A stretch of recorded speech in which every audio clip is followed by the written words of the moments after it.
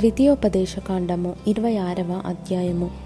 నీ దేవుడైన యెహోవా నీకు స్వాస్థ్యముగా ఇచ్చుచున్న దేశమునకు నీవు వచ్చి దాన్ని స్వాధీనపరచుకొని దానిలో నివసించుచున్నప్పుడు నీ దేవుడైన యెహోవా నీకిచ్చుచున్న నీ భూమిలో నుండి నీవు కూర్చుకొను భూఫలములన్నిటిలోనూ ప్రథమ ఫలములను తీసుకొని గంపలో ఉంచి నీ దేవుడైన యెహోవా తన నామమునకు మందిరమును ఏర్పరచుకొను స్థలమునకు వెళ్ళి ఆ దినములలో నుండి యాజకుని యొద్దకు పోయి యెహోవా మన పితరులకిచ్చెదనని ప్రమాణము చేసిన దేశమునకు నేను వచ్చి ఉన్న సంగతి నేడు నీ దేవుడైన యెహోవా సన్నిధిని ఒప్పుకొనుచున్నానని అతనితో చెప్పవలెను.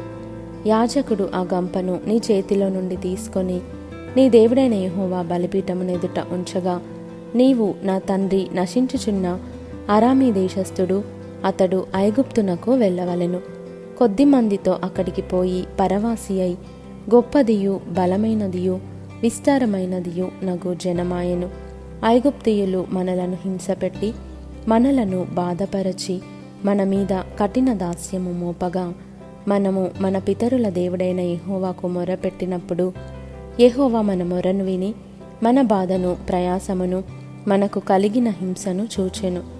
అప్పుడు యెహోవా బాహుబలము వలనను చాపిన చేతి వలనను మహాభయము వలనను సూచక క్రియల వలనను మహత్కార్యముల వలనను ఐగుప్తులో నుండి మనలను రప్పించి ఈ స్థలమునకు మనలను చేర్చి పాలు తేనెలు ప్రవహించు దేశమయున్న ఈ దేశమును మనకిచ్చెను. కాబట్టి యెహోవా నీవే నాకిచ్చిన భూమి యొక్క ప్రథమ ఫలములను నేను తెచ్చియున్నానని నీ దేవుడైన యెహోవా సన్నిధిని చెప్పి నీ దేవుడైన యెహోవా సన్నిధిని దాన్ని పెట్టి నీ దేవుడైన యెహోవా సన్నిధిని నమస్కారము చేసి నీకును నీ ఇంటి వారికిని నీ దేవుడైన యెహోవా దయచేసిన మేలంతటి విషయము నీవును లేవీయులును నీ దేశములో ఉన్న పరదేశులను సంతోషింపవలెను.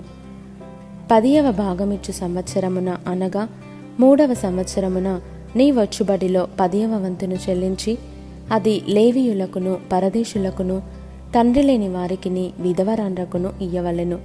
వారు నీ గ్రామములలో తిని తృప్తి పొందిన తరువాత నీవు నీ దేవుడైన యెహోవా సన్నిధిని నీవు నాకు ఆజ్ఞాపించిన నీ ఆజ్ఞలన్నిటి చొప్పున నా ఇంట నుండి ప్రతిష్ఠితమైన దానిని తీసివేసి లేవీయులకును పరదేశులకును తండ్రి లేని వారికిని విధవరాండ్రకును నేనిచ్చియున్నాను. నీ ఆజ్ఞలలో దేనిని నేను మీరలేదు, దేనిని మర్చిపోలేదు. నేను దుఃఖములో నుండగా దానిలో కొంచెమైనను తినలేదు, అపవిత్రుడనై ఉండగా దానిలో దేనిని తీసివేయలేదు. చనిపోయిన వారి విషయమై దానిలో ఏదియూ నేనియ్యలేదు. నా దేవుడైన యెహోవా మాట విని నీవు నాకు ఆజ్ఞాపించినట్లు సమస్తము జరిపియున్నాను.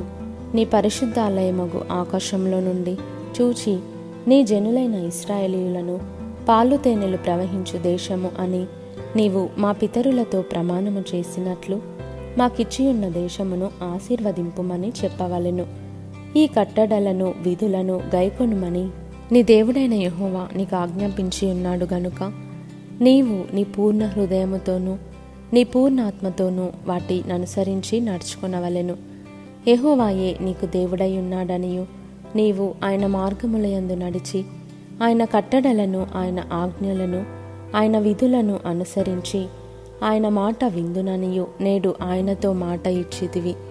మరియు యెహోవా నీతో చెప్పినట్లు నీవే తనకు స్వకీయ జనమయుండి తన ఆజ్ఞలన్నిటినీ గైకొందువనియు తాను సృజించిన సమస్త జనముల కంటే నీకు కీర్తి ఘనత పేరు కలుగునట్లు నిన్ను హెచ్చించుదునని ఆయన సెలవిచ్చినట్లు నీవు నీ దేవుడైన యెహోవాకు ప్రతిష్ఠిత జనమై యుందువనియు యెహోవా ఈ దినమున ప్రకటించెను.